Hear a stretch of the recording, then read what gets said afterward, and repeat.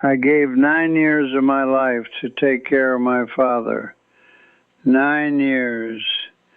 When he died, I discovered something that changed the way I understand love forever.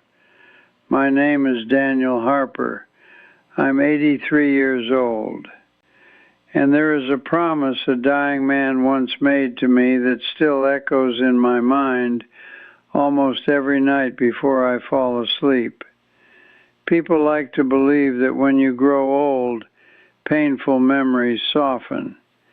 They imagine the past becoming gentle, like photographs fading quietly in an old drawer. But that isn't how memory works. Some memories do not fade. Some memories simply wait.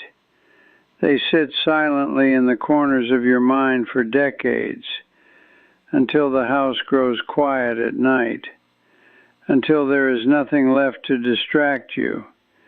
Then suddenly they return, clear, sharp, heavy. And when they do, you realize that some decisions never stop shaping your life, even 40 years later. 40 years ago, my life looked very different. I was 34 years old. I worked construction.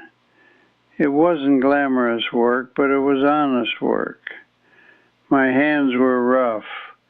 My back hurt most evenings. But every year my paycheck grew a little.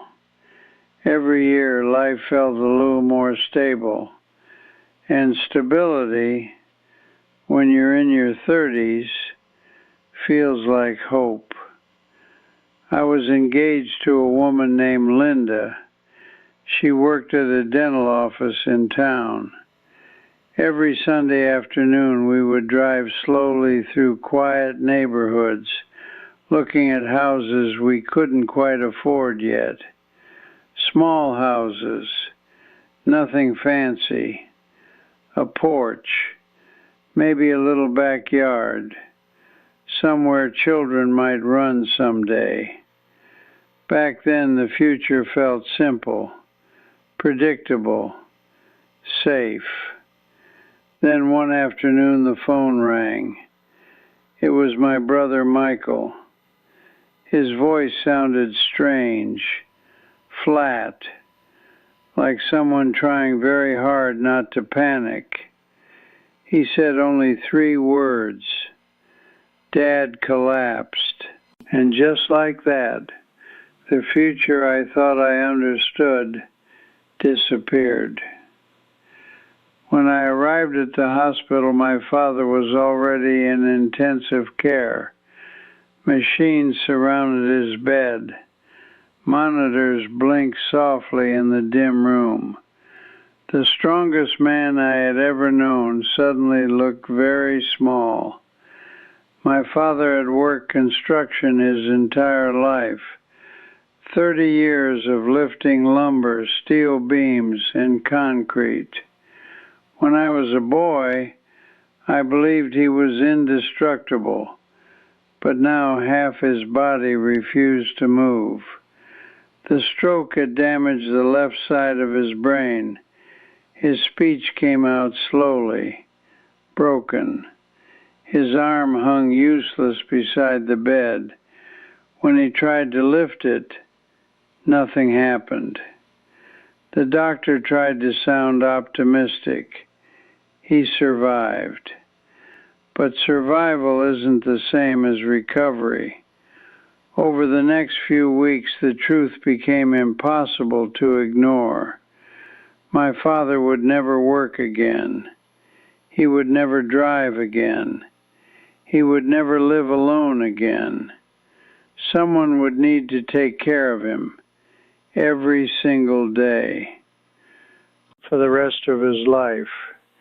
My brother Michael had already built a life in another state, a successful business, a wife, 3 children, responsibilities. He visited once while our father was still in the hospital. We stood in the hallway outside the ICU. Michael rubbed the back of his neck the way he always did when something made him uncomfortable. I can help financially, he said, but I can't leave my business. Then he looked at me. You're not tied down the way I am. Those words hung in the air between us. You're not tied down. What he meant was simple. My life was the one that could be paused. That night, my father asked the nurse to leave the room. He motioned for me to lean closer. Speaking was difficult. Each word seemed to cost him effort. Daniel, he took a slow breath. If you stay, help me through this. Another breath. I'll make sure you're taken care of too. His eyes looked frightened. For the first time in my life, my father looked afraid. And in that moment, I made the decision that would shape the next 9 years of my life. I said yes. Caregiving doesn't happen in dramatic moments. It happens in routines. Small routines that slowly take over your entire life.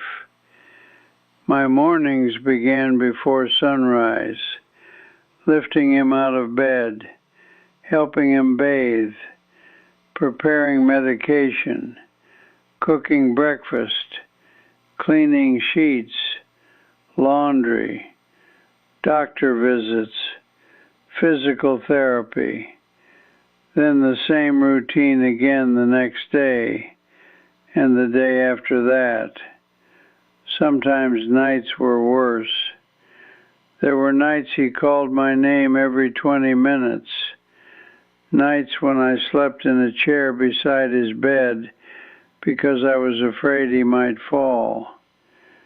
There were mornings my back hurt so badly I had to sit for several minutes before standing. Outside that house, the world kept moving. Friends got promotions. Friends got married. Friends had children. I watched their lives through Christmas cards. Eventually, even the phone calls stopped. Responsibility has a strange way of shrinking your world. Sometimes I stood at the living room window watching cars drive past, people going somewhere, anywhere. And I wondered what my life might have looked like if the stroke had never happened. But I always pushed that thought away, because love means showing up when someone needs you.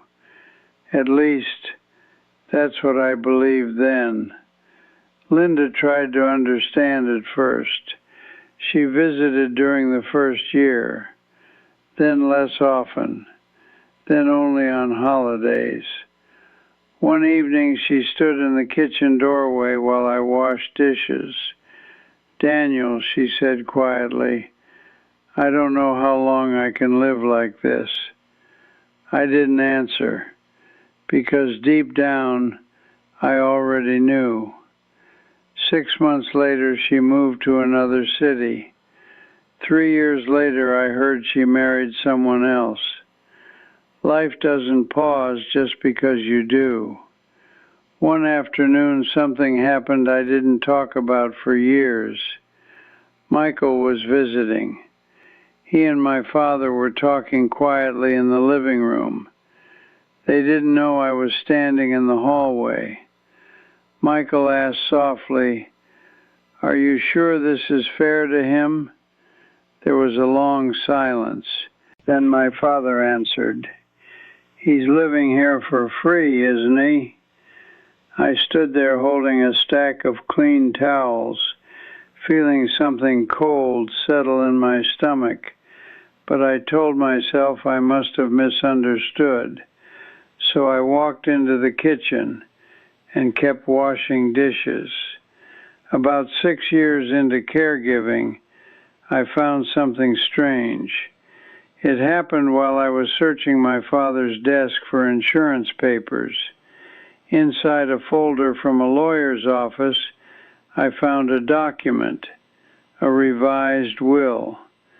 My hands froze when I saw the date, 3 years earlier. At first, I told myself not to open it. Some instincts are quiet but powerful, and something inside me whispered a simple warning. Once you read this, you cannot unread it. So I closed the folder, placed it back exactly where I found it, and walked out of the room. But that moment never left me. For 3 years, a quiet question lived in the back of my mind. Every time I lifted my father from bed, every time I woke up in the middle of the night to check if he was breathing, every time I canceled another job opportunity, another piece of the life I once had, the question returned. What if the promise he made to me was never real? 9 years passed. Then one evening my father suffered another stroke. This one was worse. He died the next morning. For nearly a decade, my entire life revolved around him. Every hour had a purpose, and suddenly that purpose was gone. When I returned home after the funeral, the house felt unfamiliar, too quiet. For the first time in 9 years, I slept through the night, and somehow that felt wrong. I thought the hardest part of my story was over. I was wrong. 3 days later, Michael asked me to sit down at the kitchen table. A folder sat in front of him, our father's will. I wasn't worried. I assumed everything would be divided between us.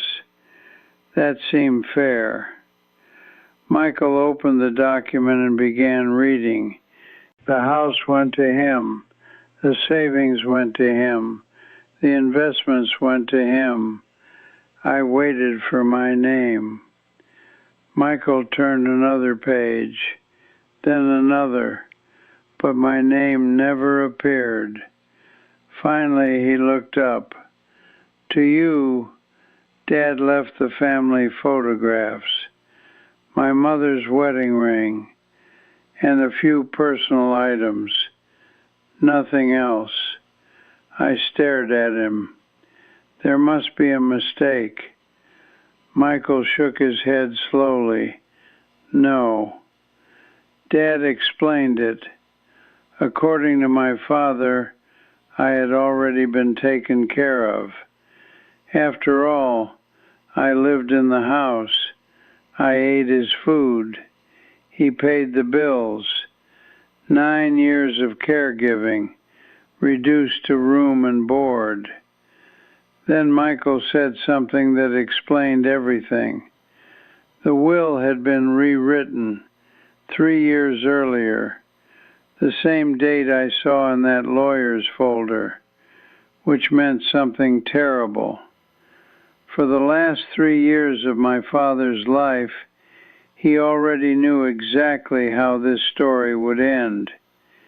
Every time I lifted him from bed, every time I stayed awake listening to his breathing, he already knew I would receive nothing, and he never told me. Years later, I learned something even stranger. When I finally gathered the courage to call the lawyer who wrote the will, he told me something I never expected. My father had insisted that the will be changed, not because he hated me, not because he wanted to punish me, but because he believed something deeply. He believed that if he rewarded sacrifice, people would only help him for the money. So he made sure I would receive nothing, so that my love would be proven real. At 43 years old, I walked out of that house with one suitcase, one cardboard box of photographs, and 9 missing years of my life. Michael sold the house 2 months later, the same house I spent nearly a decade protecting. Finding work wasn't easy. Explaining the gap in my resume was even harder. Most employers didn't know what to do with a man who had spent nearly a decade as a full-time caregiver. But eventually I found work. Then another job. Then another. Slowly, life began again. Years later, I married a woman kind enough to understand what those years had taken from me. Someone who never asked me to explain the quiet sadness that sometimes appears when I talk about the past. Now I am 83 years old, and if there is one thing I want younger people to understand, it is this. When we are young, we believe love means sacrifice. We believe that if we give enough, eventually the world will give something back. But life doesn't always work that way. Sometimes the people you sacrifice everything for quietly decide your sacrifice was simply convenient. And by the time you discover the truth, the years are already gone. The house my brother inherited is probably gone by now. But the years I gave my father, those are the only things in this story that can never be replaced. If there is one thing I wish someone had told me when I was 34, it would be this. Love should never require you to disappear, because the most valuable thing you will ever give another person is not money, it is not loyalty, it is not sacrifice, it is time. And time is the one gift no human being can ever repay.